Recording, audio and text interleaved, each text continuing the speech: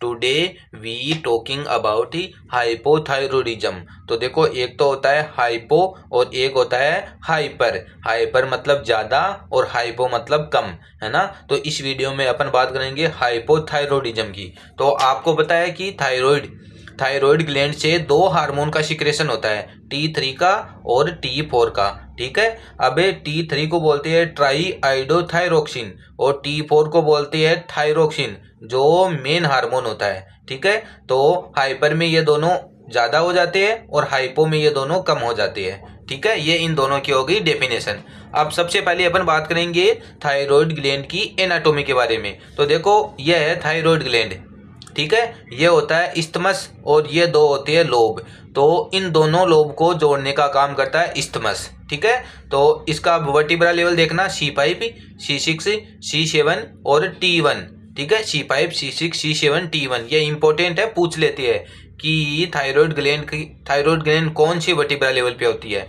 और दो लोब होती है, इन दोनों लोब को जोड़ने का काम करता है इस्थमस। फिर इसकी ब्लड सप्लाई, ये भी कभी कभी पूछ लेते हैं कि थायराइड ग्लैंड की ब्लड सप्लाई क्या होती है। तो देखना, सुपीरियर थायराइड आर्टरी और इंफीरियर थायराइड आर्टरी, ये हो गई इसकी ब्लड सप्लाई। अब बात करते हैं हाइपोथायरॉयडिज्म। ठीक है। तो सबसे पहले डेफिनेशन देखना, hypo activity of thyroid gland. तो हाइपो मतलब इसकी एक्टिविटी कम हो जाती है, मतलब T3 जो इसका काम होता है T3 और T4 सिक्रेशन का, वो कम हो जाता है। ठीक है। एक condition in which the thyroid gland does not produce enough thyroid hormone, मतलब T3 और T4 एनफ मात्रा में नहीं बना पाते, इसको बोलते हैं हाइपोथायरॉयडिज्म। अब देखना, थायराइड ग्लैंड T3 का सिक्रेशन करती है, T4 का सिक्रेशन करती है। T3 को बोलते हैं ट्राई आइडोथायरोक्सिन, मतलब आइडो मतलब आयोडीन। तो थायराइड ग्लैंड के लिए, मतलब इन हार्मोन T3 और T4 के लिए थायरोक्स मतलब आयोडीन जरूरी होता है। ठीक है। और T4 थायरोक्सिन जो मेन हार्मोन होता है। अब देखो, T3 और T4 का मेन फंक्शन होता है BMR, है ना। इसको कंट्रोल में लेना, रेगुलेट करना BMR को, बेसल मेटाबॉलिक रेट। अब देखो, अगर हाइपोथायरॉयडिज्म होगा ना तो BMR कम हो जाएगा, है ना, तो सब कुछ ही कम हो जाएगा। और हाइपरथायरॉयडिज्म हुआ ना तो BMR बढ़ जाएगा, मतलब सब कुछ बढ़ जाएगा। ठीक है। एक बात ये याद करनी, दूसरी ये याद करनी है कि BMR कम होने से वेट गेन हो जाता है। ठीक है। और वो होता है हाइपोथायरॉयडिज्म में। और हाइपर में क्या होता है, BMR बढ़ जाता है ना, बेसल मेटाबॉलिक रेट बढ़ जाती है, मेटाबॉलिज्म बढ़ जाता है, मतलब उसका वेट लॉस हो जाता है। ये भी तुमको ध्यान रखना है। अब देखा, अब इम्पोर्टेंट है यह कि T3 और T4 के तीन मेन फंक्शन होते हैं, मेटाबॉलिज्म का, मूवमेंट का और थॉट प्रोसेस, है ना, मेंटेशन का। ये तीन मेन काम होते हैं थायराइड ग्लैंड के। अब बात करते हैं, देखो, अगर हाइपोथायरॉयडिज्म चिल्ड्रन में हो रहा है तो उसको क्रिएटिनिज्म बोलते हैं, है ना, उसको बोलते हैं क्रिएटिनिज्म। और अगर एडल्ट में हाइपोथायरॉयडिज्म हो रहा है, मतलब hypo activity of thyroid gland, उसको बोलते हैं हाइपोथायरॉयडिज्म। और वो एडल्ट में हो रहा है तो उसको मिक्सिडिमा बोलते हैं, है ना। तो ये दोनों याद करनी है, चिल्ड्रन में हो रहा है तो क्या बोलेंगे, एडल्ट में हो रहा है तो क्या बोलेंगे। ठीक है। और क्रिएटिनिज्म और मिक्सिडिमा किससे रिलेट होता है, हाइपोथायरॉयडिज्म से, न कि हाइपर से। ये भी क्वेश्चन आता है तुम्हारे, है ना, MCQ में पूछ लेते हैं इनको। ये रिलेटेड है किसे, हाइपोथायरॉयडिज्म से, क्रिटेनिज्म और मिक्सेडिमा एडल्ट में हो रहा है या फिर चाइल्ड में बच्चे में हो रहा है। ठीक है। नेक्स्ट बात करते हैं अपन क्रिटेनिज्म, और इसकी डेफिनेशन देखना, जो मैंने पहले ही बता दी कि एक condition in children which in stunt physical and mentally growth, मतलब फिजिकल और मेंटली ग्रोथ रुक जाती है ना, बोनापन हो जाता है, ऐसे बोल सकते हैं अपन।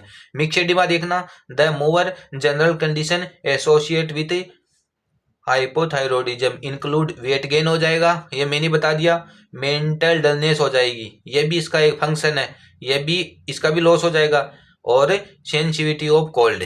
ठीक है। तो ये हो गई क्रिटेनिज्म और मिक्सेडिमा किससे रिलेट होती है, हाइपोथायरॉयडिज्म से, न कि हाइपर से। ये क्वेश्चन आएगा।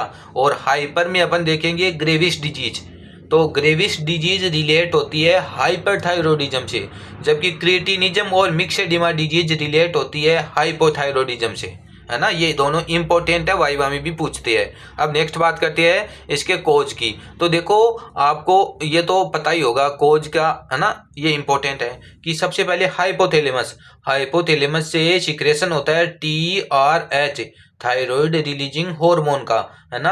ये एक्टिवेट करता है एंटीरियर पिट्यूटरी ग्लैंड को, और फिर इससे सिक्रेशन होता है TSH, थायराइड स्टिमुलेटिंग हार्मोन।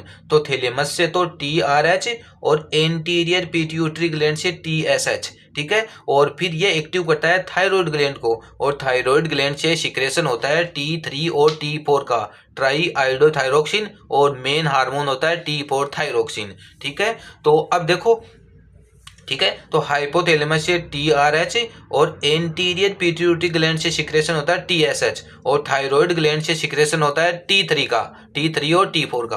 अब क्या होता है कि अगर कोई थायराइड ग्लैंड के लेवल पे पैथोलॉजी हो रही है तो वो प्राइमरी कॉज हो जाएगा, और वही प्राइमरी टाइप हो जाएगा इसका, प्राइमरी हाइपोथायरॉयडिज्म।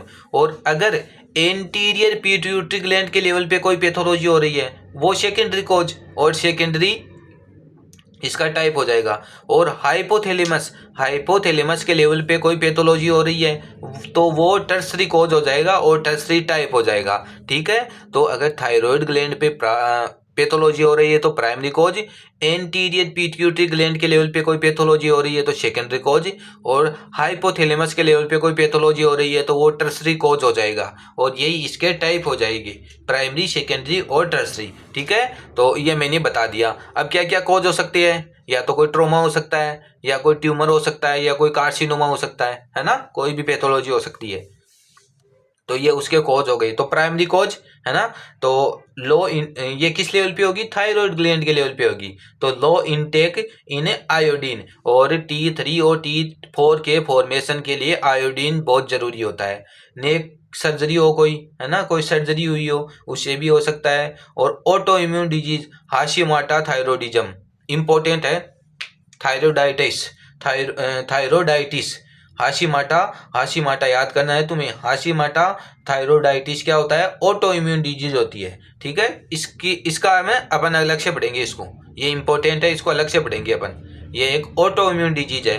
फिर एट्रोपी हो सकती है थायरोडाइटिस की, है ना, एट्रोपी हो सकती है। और कोई ड्रग्स, या फिर थायरोडेक्टोमी, थायराइड ग्लैंड को हटा दे तो, ठीक है। तो ये हो गया प्राइमरी कोज। नेक्स्ट बात करते हैं सेकेंडरी कोज की। तो सेकेंडरी कोज में देखना, पिट्यूटरी ग्लैंड के लेवल पे कोई पैथोलॉजी हो, जैसे कोई ट्यूमर हो जाए, या Sheehan syndrome, post partum necrosis of pituitary gland, post partum necrosis of pituitary gland, ठीक है। ये याद करना है शिहान सिंड्रोम क्या होता है, किससे रिलेट होता है, ये होता है, ये रिलेटेड होता है पिट्यूटरी ग्लैंड से। शिहान सिंड्रोम रिलेटेड होता है पिट्यूटरी ग्लैंड से, ठीक है। फिर टर्सरी कॉज में क्या हो सकता है, हाइपोथैलेमस, हाइपोथैलेमस में कोई पैथोलॉजी हो, जैसे ट्रोमा हो, या इन्फिल्ट्रेटिव डिसऑर्डर हो, है ना, कोई कार्सिनोमा हो, या कोई उसकी सर्जरी हुई हो। तो ये हो गई प्राइमरी कोज, सेकेंडरी कोज और टर्सरी कोज। अगर थायराइड ग्लैंड के लेवल पे हो रही है तो प्राइमरी कोज, और एंटीरियर पिट्यूटरी ग्लैंड के लेवल पे कोई पैथोलॉजी हो रही है तो सेकेंडरी कोज, और हाइपोथैलेमस के लेवल पे कोई पैथोलॉजी हो रही है तो वो टर्सरी कोज हो जाएगा। अब तुम वहाँ पे कैंसर लगा सकते हो, कोई सर्जरी लगा सकते हो, कोई इन्फ्लामेशन या कुछ भी, है ना। नेक्स्ट बात करते हैं इसके क्लिनिकल फीचर की, जो वेरी वेरी इंपॉर्टेंट, और यही क्वेश्चन आता है, ठीक है। क्लिनिकल फीचर कि कैसे पता करेंगे अपन कि हाइपरथायरॉयडिज्म है या हाइपोथायरॉयडिज्म है। तो देखो ये मैंने पहले ही बता दिया, BMR जो सबसे इंपॉर्टेंट काम होता है T3 और T4 का, कम हो जाएगा। बेसल मेटाबॉलिक रेट कम हो जाएगी तो सब कुछ ही कम हो जाएगा। हेयर लॉस हो जाएगा, आईब्रो हेयर ये भी लॉस हो जाएगा, थायराइड ग्लैंड का इनलार्जमेंट हो जाएगा, इसको बोलते हैं गोइटर, इंपॉर्टेंट है। तो देखो गोइटर है ना, गोइटर, गोइटर हाइपो में भी मिलता है और हाइपर में भी मिलता है, दोनों में मिलता है ना। अपन ये नहीं बोल सकते कि हाइपो में मिलता है, हाइपर में भी मिलता है और हाइपो में भी मिलता है। कैसे मिलता है ये अपन नेक्स्ट मतलब थोड़ी देर बाद में पढ़ेंगे, ठीक है। तो गोइटर हो गया, इनलार्जमेंट थायराइड ग्लैंड।